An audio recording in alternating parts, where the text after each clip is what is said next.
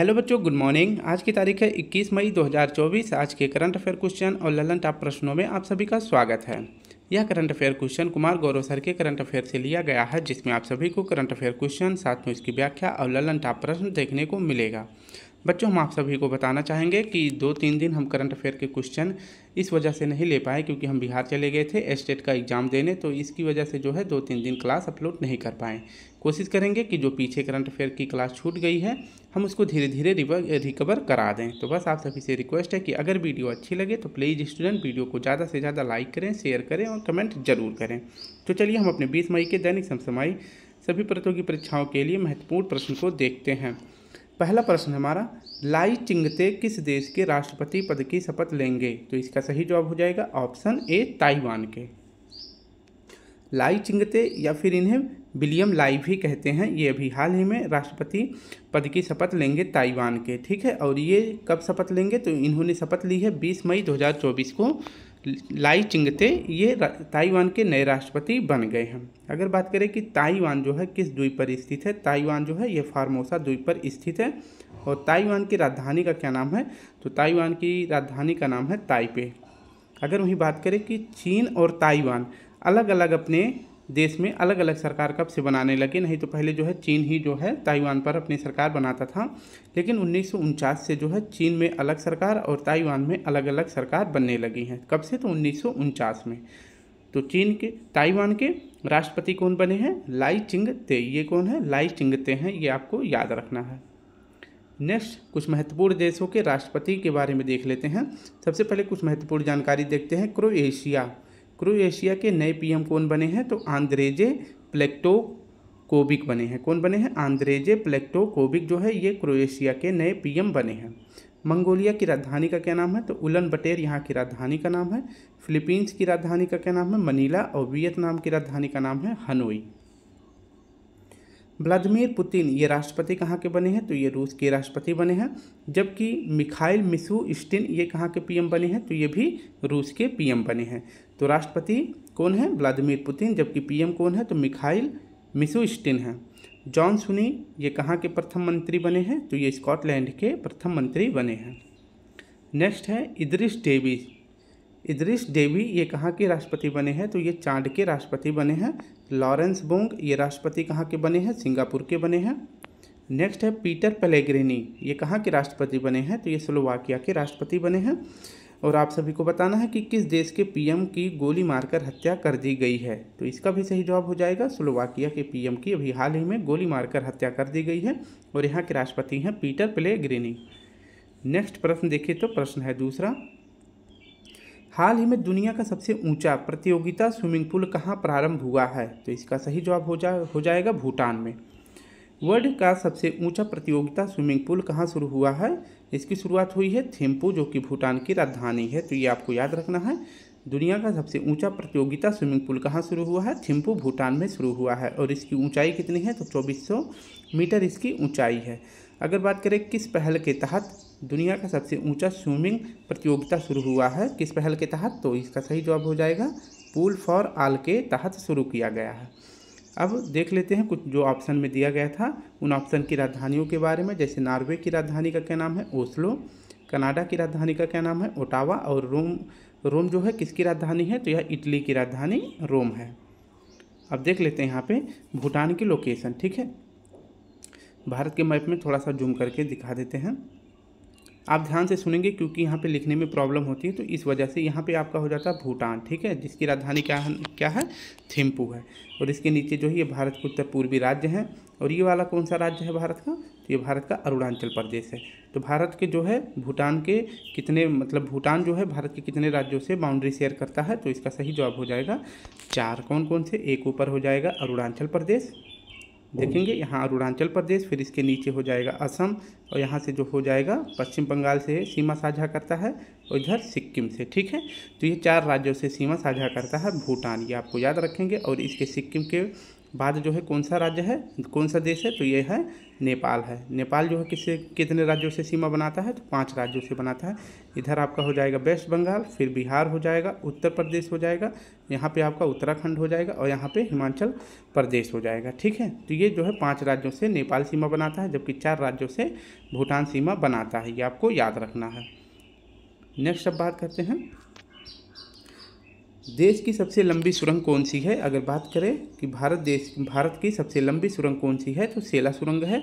और ये किस राज्य में स्थित है, तो ये अरुणाचल प्रदेश में स्थित है। किस जगह पे, तो अरुणाचल प्रदेश के कामेंग जिला में भारत का सबसे लंबा सुरंग बना हुआ है, जिसका नाम है सेला सुरंग। नेक्स्ट बात करें तो विश्व की सबसे ऊंची युद्ध भूमि कौन सी है, तो सियाचिन है, जो कि नुब्रा घाटी में स्थित है। अगर पूछे सियाचिन किस श्रेणी में स्थित है, तो काराकोरम श्रेणी में स्थित है। डोकलाम विवाद किन देशों के मध्य है, तो डोकलाम विवाद जो है भारत, चीन और भूटान में स्थित है। दिखा देते हैं एक बार थोड़ा सा फिर से माइक में कि डोकलाम विवाद कहाँ पे बना हुआ है। तो ये है भारत का मैप, मैंने भूटान की लोकेशन दिखाई, यहाँ पे जो है छोटा सा इधर, ठीक है, यहाँ पे जो है क्या है, डोकलाम है। डोकलाम जो है अगर पूछे भारत के किस राज्य से इसका विवाद है, मतलब चीन के साथ जो है भारत का कौन सा राज्य डोकलाम से विवाद बनाता है, तो सिक्किम बनाता है, इधर भूटान हो जाएगा और ऊपर से चीन। तो इन सभी के तीनों की बाउंड्री पे जो है ये डोकलाम का विवाद बना हुआ है। ठीक है, नेक्स्ट बात करते हैं, तीसरा प्रश्न हमारा, फीफा महिला विश्व कप 2027 का मेजबान देश किसे नियुक्त किया गया है। तो फीफा महिला विश्व कप 2027 का मेजबान देश किसे नियुक्त किया गया है, तो इसका सही जवाब हो जाएगा ऑप्शन बी, ब्राज़ील को। इसके बारे में अगर अध्ययन करें तो फीफा महिला विश्व कप इसकी शुरुआत कब होती है, तो 1904 में इसकी शुरुआत होती है। और इसकी स्थापना अगर पूछे कहाँ की गई है, तो फीफा महिला विश्व कप की स्थापना की गई थी पेरिस में, और इसका मुख्यालय कहाँ पे है, ज्यूरिख में है। इसके महिला फीफा विश्व कप के वर्तमान में अगर पूछे कि हेड कौन है, तो इन्फेंटिनो साहब हैं। और अगर बात करें कि 2027 में महिला फीफा विश्व कप का आयोजन कहाँ पे होगा, तो यह ब्राज़ील में होगा। तो ये फीफा के बारे में कुछ महत्वपूर्ण जानकारी। और महिला फीफा विश्व कप 2027 कहाँ पे होगा, तो यह ब्राज़ील में होगा, ये भी आपको याद रख लेना है। और अगर बात करें महिला फीफा 2023 कहाँ पे हुआ था, तो इसका आयोजन किया गया था वैसे आपका अगर पूछे कि जीता कौन है, तो 2023 जीता है स्पेन और इंग्लैंड जीता है। और आप सभी को बताना है कि इसका आयोजन कहाँ पे किया गया था, ये क्वेश्चन आप सभी के लिए है। महिला फीफा 2023 वर्ल्ड कप कहाँ इसका आयोजन किया गया था, ये कमेंट में बताएंगे। और जीता कौन है, स्पेन, और हारा कौन था, तो इंग्लैंड हारा था। देख लेते हैं ब्राज़ील के कुछ जितने देश हैं उन सभी के बारे में एक सरसरी निगाह से देख लेते हैं। ब्राज़ील जो है अगर पूछे किस द्वीप में, किस महाद्वीप में के अंतर्गत इस आता है, तो ये नॉर्थ अमेरिका के अंतर्गत आता है। ठीक है, तो नॉर्थ अमेरिका में स्थित देशों के नाम, तो यह है ब्राज़ील, जो कि नॉर्थ अमेरिका का सबसे बड़ा देश है, ये आपको याद रखना है। और यहीं से जो है भूमध्य से रेखा गुजरती है। ठीक है, भूमध्य रेखा ब्राज़ील के बीचों बीच से गुजरती है। यहाँ पे अमेजन वर्षावन भी है। कुछ महत्वपूर्ण जानकारी इसके बारे में देख लेते हैं, जैसे कुछ एक सरसरी निगाह में सभी देशों को देख लेते हैं। जैसे ये अर्जेंटीना हो जाएगा, उरुग्वे हो जाएगा, पराग्वे इसके ऊपर हो जाएगा, बोलीविया हो जाएगा, यहाँ से जो लंबी बाउंड्री शेयर करता है ये चिली हो जाता है, Peru, Ecuador, Colombia, Venezuela, Guyana हो जाएगा, सूरीनाम हो जाएगा और फ्रेंच गुयाना हो जाएगा, ये आपको याद रखना है।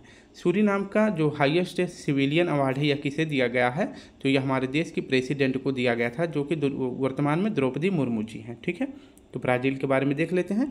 ब्राज़ील की राजधानी का क्या नाम है, ब्राज़ीलिया है। ब्राज़ील में जो कॉफ़ी के मैदान है उसे क्या कहते हैं, फजेंडा कहते हैं। और कॉफ़ी का सबसे बड़ा बंदरगाह किसे कहा जाता है, तो सेंटोस बंदरगाह को कहा जाता है।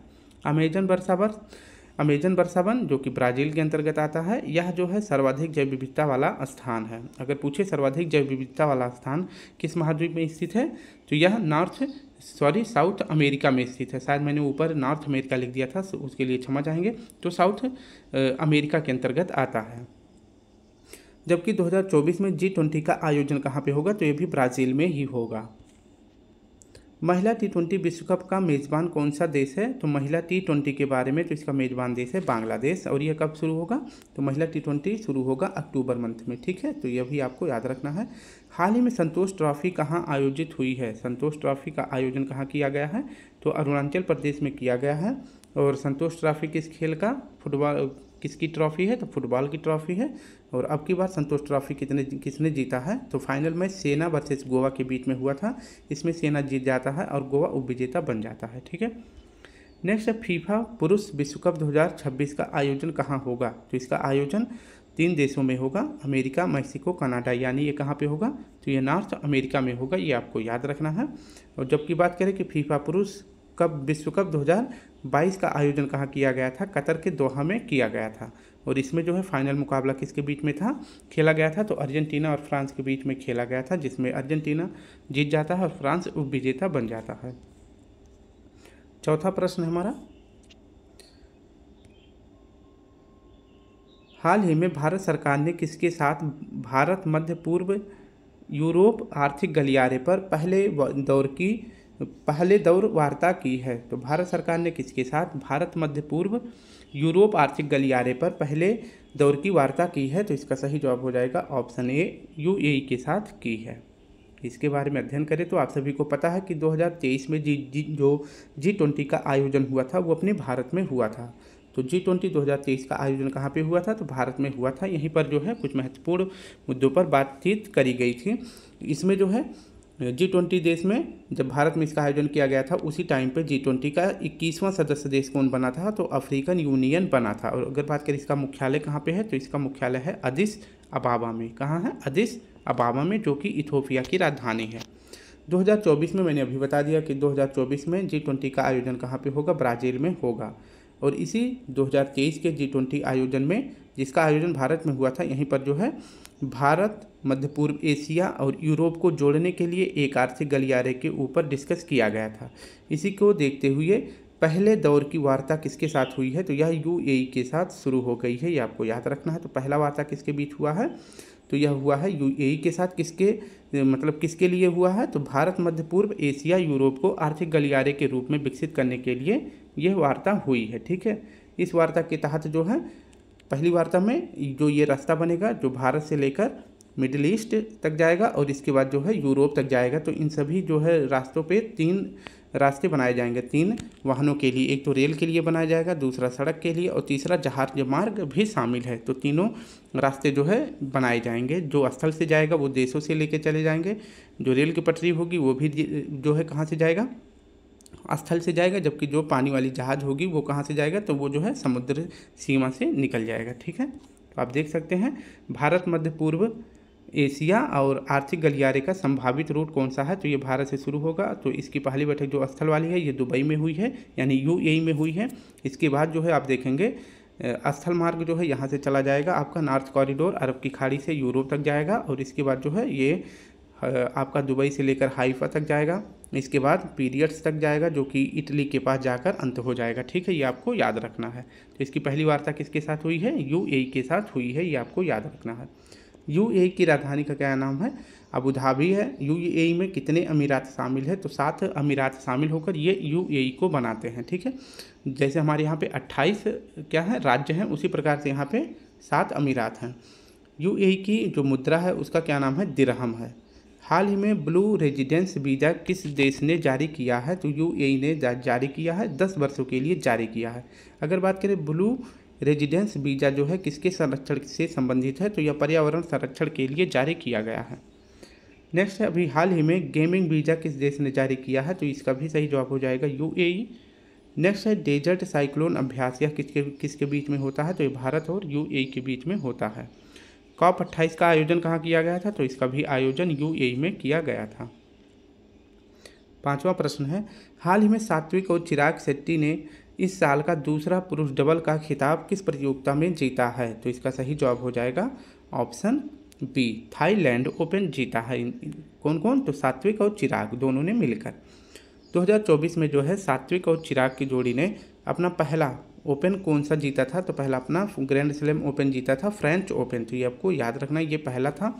जबकि दूसरा कौन सा ओपन जीते हैं? तो ये थाईलैंड ओपन जीते हैं। तो इनका साल का ये दूसरा हो जाता है। अगर बात करें दूसरे वाले में किसको हराए हैं सात्विक और चिराग ने? तो चाइना को हरा दिए हैं, ये आपको याद रखना है। अगर वहीं बात करें थाईलैंड की राजधानी का क्या नाम है? तो थाईलैंड की राजधानी का नाम है बैंकॉक। तो सात्विक और चिराग की जो जोड़ी है ये अपना दूसरा ग्रैंड स्लैम कौन सा जीता है, तो थाईलैंड का जीता है, और पहला फ्रेंच ओपन जीता है जो 2024 का, ये आपको याद रखना है। अगर वहीं बात करें कि 2023 में मेजर ध्यानचंद खेल रत्न पुरस्कार किसे दिया गया था, तो सात्विक साईराज को, और सात्विक साईराज को दिया गया था और चिराग शेट्टी को दिया गया था। तो ये दोनों आपको याद रखना है, ठीक है। 2023 का मेजर ध्यानचंद खेल रत्न पुरस्कार किसे, साईराज और चिराग शेट्टी को दिया गया था। अभी हाल ही में थॉमस कप का विजेता कौन बना है, तो थॉमस कप अगर पूछे जो है ये किसका खेल है, तो ये पुरुषों वाला खेल है और ये बैडमिंटन का खेल है, ठीक है। तो ये मेल का हो जाता है। जबकि उबेर कप जो है ये किसका खेल है, तो ये महिलाओं का खेल है, ठीक है। तो थॉमस कप मेल का और उबेर कप ये फीमेल का कप है, और ये दोनों किसके खेल के ट्रॉफी हैं कह सकते हैं, तो ये बैडमिंटन की ट्रॉफी है। तो इसमें विजेता दोनों में उबेर कप और थॉमस कप का विजेता कौन बना है, तो चीन बना है, और उप विजेता कौन बना है, तो थाईलैंड बना है, इंडोनेशिया बना है, सॉरी कौन बना है, इंडोनेशिया। हाल ही में ऑस्ट्रेलियन ओपन का विजेता कौन बने हैं, तो सबसे उम्रदराज खिलाड़ी रोहन बोपन्ना जी जो है ऑस्ट्रेलियन ओपन का खिताब जीत लिए हैं।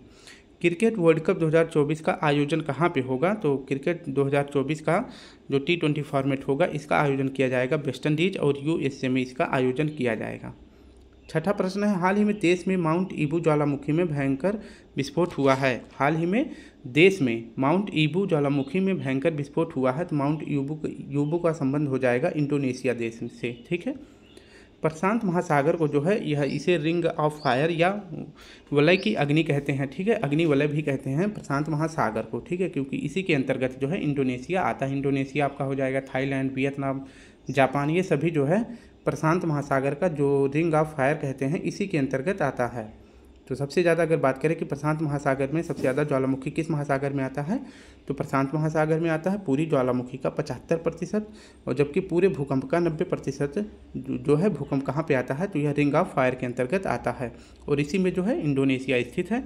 तो इंडोनेशिया में कुछ महत्वपूर्ण ज्वालामुखी हैं जिन्हें भी हाल ही में विस्फोट हुआ है, जैसे रियांग ज्वालामुखी में भी अभी विस्फोट हुआ था, माउंट मेरापी जो इसमें विस्फोट हुआ था और उसी के साथ वर्षा हुआ था। तो इस ठंडे लावा को, ये ठंडे लावा जो है शहरों में प्रवेश कर दिए गए, मतलब प्रवेश किए थे, जिसके बाद जो है भयंकर तबाही मची थी। तो ये भी आपको याद रखना है।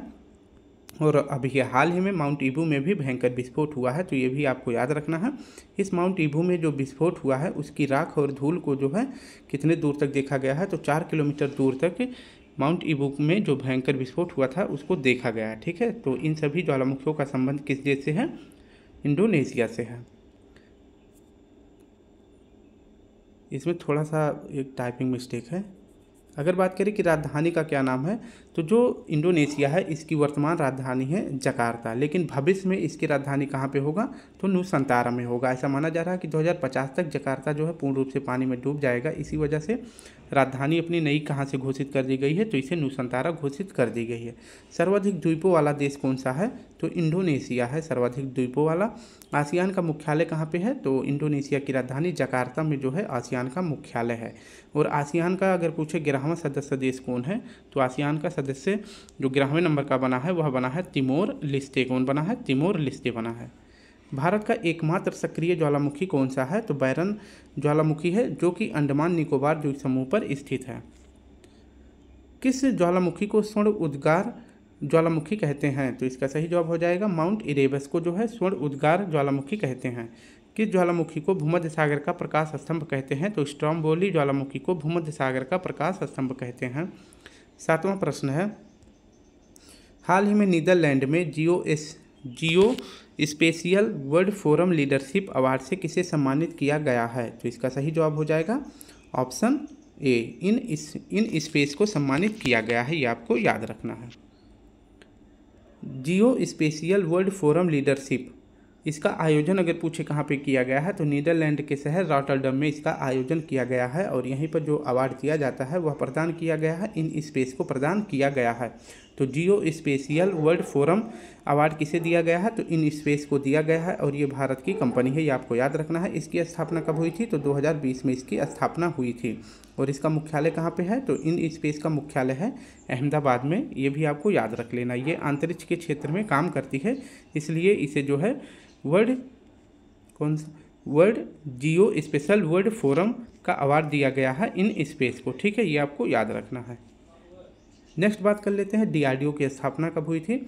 तो जो ऑप्शन में कुछ महत्वपूर्ण संस्थाएं दी गई थी उनके बारे में संपूर्ण अध्ययन कर लेते हैं। डीआरडीओ की स्थापना 1 जनवरी 1958 को की गई थी।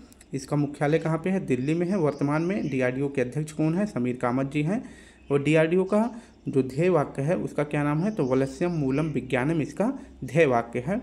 और डीआरडीओ के पहले अध्यक्ष कौन थे? तो दौलत कोठारी जी डीआरडीओ के पहले अध्यक्ष थे। इसरो की स्थापना कब हुई थी? तो 15 अगस्त 1969 को हुआ था। इसका मुख्यालय बेंगलुरु में है। वर्तमान में इसके अध्यक्ष हैं एस सोमनाथ जी। और पहले अध्यक्ष कौन थे? तो विक्रम साराभाई जी इसरो के पहले अध्यक्ष थे। नेक्स्ट देख लेते हैं,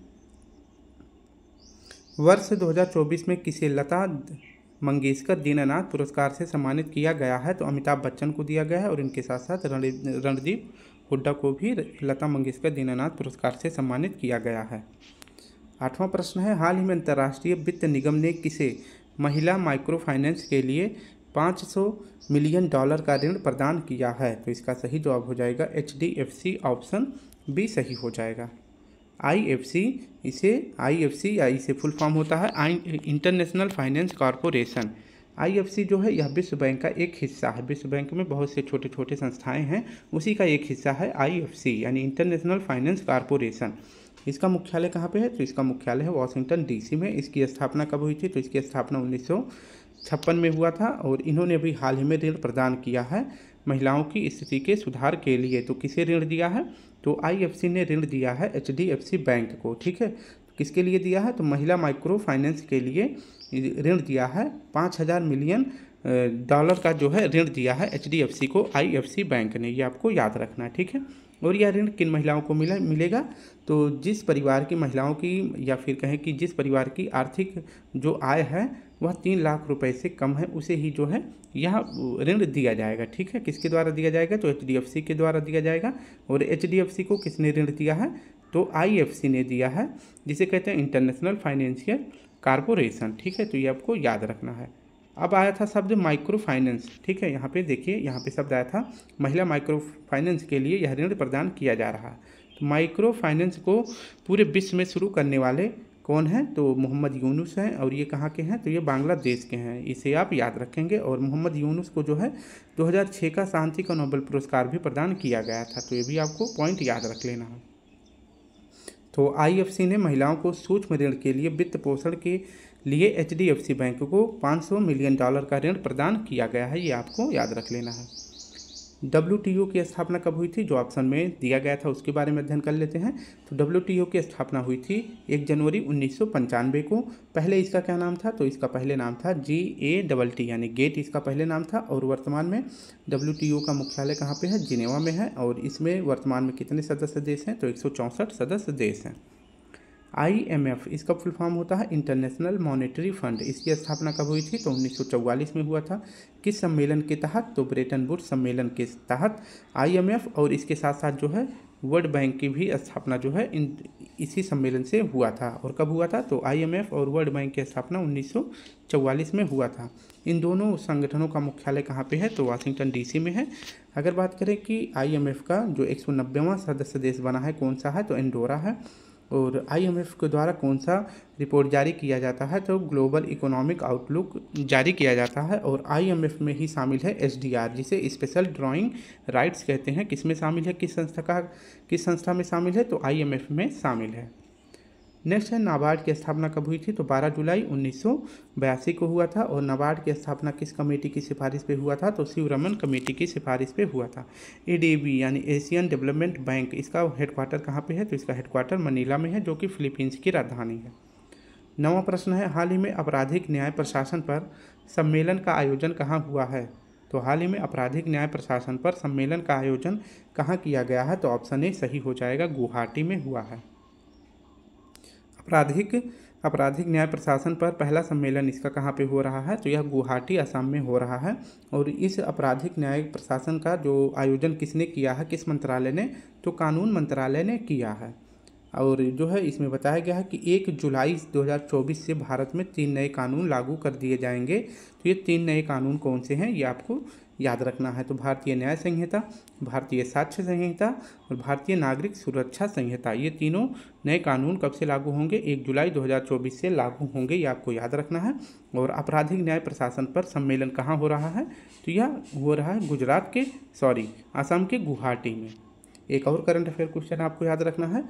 श्रीलंका में सीता अम्बन मंदिर का जो कुंभाभिषेक कार्यक्रम का आयोजन किया गया है। तो श्रीलंका में अगर पूछे किस मंदिर का अभी हाल ही में कुंभाभिषेक किया गया है, तो सीता अम्बन मंदिर का किया गया है। तो 3 नए आपराधिक कानून पर वार्ता कहाँ शुरू हुआ है? तो यह असम के गुवाहाटी में हुआ है। और कब से लागू हो जाएगा? तो 1 जुलाई 2024 से यह 3 नए कानून लागू हो जाएंगे। आप देख सकते हैं तीनों नए कानून के बारे में लिखा गया है यहाँ पे, ठीक है। तो सीता अम्बन मंदिर का कहाँ पे उद्घाटन किया गया है? तो श्रीलंका में किया गया है, ये भी आपको याद रख लेना है। अनुच्छेद 39A यह इसमें जो है किसका उल्लेख किया गया है? तो निःशुल्क कानूनी सहायता का उल्लेख किया गया है अनुच्छेद 39A में। अगर बात करें कि यह संविधान में कब जोड़ा गया था, तो 42वां संविधान संशोधन 1976 में, ठीक है, 1976 में जोड़ा गया था। प्रस्तावना में कितने प्रकार के न्याय का उल्लेख किया गया है? तो 3 प्रकार के न्याय का उल्लेख किया गया है, सामाजिक, आर्थिक और राजनैतिक, इन 3 न्यायों का उल्लेख किया गया है। नालसा का फुल फॉर्म क्या होता है? तो नालसा का फुल फॉर्म होता है नेशनल लीगल सर्विस अथॉरिटी। यह जो है इसकी अगर पूछे स्थापना कब किया गया था, तो 1995 में किया गया था। एक्ट कब आया था? तो 1987 में एक्ट आया था। और किस अनुच्छेद के तहत इसे रखा गया है? तो अनुच्छेद 39A के तहत रखा गया है। नेक्स्ट देख लेते हैं, आज का आखिरी प्रश्न है, हाल ही में अंतर्राष्ट्रीय संग्रहालय दिवस 2024 कब मनाया गया है? तो अंतर्राष्ट्रीय संग्रहालय दिवस मनाया जाता है 18 मई को। अंतर्राष्ट्रीय संग्रहालय दिवस 2024 यह कब मनाया गया है? तो यह 18 मई को मनाया गया है। पहली बार कब मनाया गया था? तो 1977 में मनाया गया था। और 2024 में इसकी थीम क्या रखी गई है? तो शिक्षा और अनुसंधान के लिए संग्रहालय, इस बार इसकी थीम रखी गई है। तो वर्ल्ड हेरिटेज डे कब सेलिब्रेट किया जाता है? तो यह 18 मई को सेलिब्रेट किया जाता है, ये आपको याद रखना है। इस बार इसकी थीम क्या है? Date, theme, history and signification, इसकी थीम रखी गई है, ठीक है। 18 मई को, और एक और करंट अफेयर याद रखेंगे, 18 मई को कौन सा डे मनाया जाता है? तो वर्ल्ड एड्स वैक्सीनेशन डे मनाया जाता है। और प्रेस फ्रीडम डे कब सेलिब्रेट किया जाता है? तो 3 मई को मनाया जाता है। जबकि वर्ल्ड रेड क्रॉस डे कब मनाया जाता है? तो यह 8 मई को मनाया जाता है। नेशनल टेक्नोलॉजी डे कब मनाया जाता है? तो ये भी 11 मई को मनाया जाता है। नेक्स्ट है इंटरनेशनल नर्स डे कब मनाया जाता है? तो यह 12 मई को मनाया जाता है। और इसके साथ साथ अगर बात करें international day of the family कब मनाया जाता है? तो यह 15 मई को मनाया जाता है। माउंट एवरेस्ट डे कब मनाया जाता है? तो यह 29 मई को मनाया जाता है। जबकि एंटी टोबैको डे कब मनाया जाता है? तो यह 31 मई को मनाया जाता है। 11वां पॉइंट हमारा है और आज का आखिरी है, एक ट्रांस वुमेन अनमोल राय बनी मिस पिंक नोबेल नेपाल, ठीक है, एक ट्रांस वुमेन अनमोल राय बनी मिस पिंक नेपाल 2024 की, ये आपको याद रखना है। कौन है ये? अनमोल राय हैं, जो कि पिंक नेपाल 2024 की मिस बन गई हैं, ठीक है, पिंक मिस बन गई है, आपको याद रखना है। तो स्टूडेंट, इस प्रकार से हमने अपने 10 करंट अफेयर क्वेश्चन साथ में उसकी व्याख्या और ललन टॉप प्रश्नों को सॉल्व कर लिया है। अगर वीडियो अच्छी लगी तो प्लीज़ स्टूडेंट वीडियो को ज़्यादा से ज़्यादा लाइक करें, शेयर करें और कमेंट करें। कल फिर मिलते हैं, तब तक के लिए आप सभी को प्यारा सा जय हिंद, जय भारत।